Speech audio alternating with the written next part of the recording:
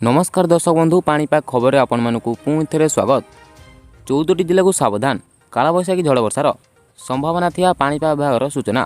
तेज दशंधु कौन अच्छे खबर निहत जाना बास पूर्व वीडियो को लाइक हो कई वीडियो देखा चाहते सब्सक्राइब कर बेल आइकन दबा रखिए। राज्यर 14टी जिले में आज कालबैशाखी झड़ वर्षार संभावना रही भुवनेश्वर स्थित आंचलिक पाणीपाग विज्ञान केन्द्र पक्षर सूचना दी जाएगी। सेपरि आज 2-3 दिन पर्यटन राज्यर विभिन्न अंचल में पवन सह वर्षा होपे। बालेश्वर, केन्दुझर, मयूरभंज, भद्रक, जाजपुर, सुंदरगढ़, संबलपुर, देवगढ़, झारसुगुड़ा, अनुगुल, ढेंकानाल, मालकानगिरी, कोरापुट एवं रायगढ़ आज कालबैशाखी जनित वर्षार संभावना नहीं पाणीपाग केन्द्र पक्षर सूचना जारी कर तेज राज्य में 3 ରୁ 4 दिन पर बढ़ीज दिन तापमात्रा।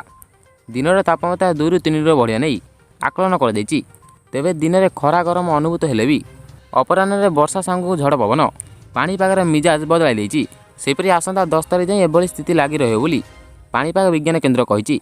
बिजुली घड़घड़ी सह 40 ରୁ 50 किलोमीटर पवन हुए नहीं पाणीपाग विभाग आकलन कर तेज दशंधु ये आज लाटेस्ट पाणीपाग अपडेट जहाँ जाना पाइले।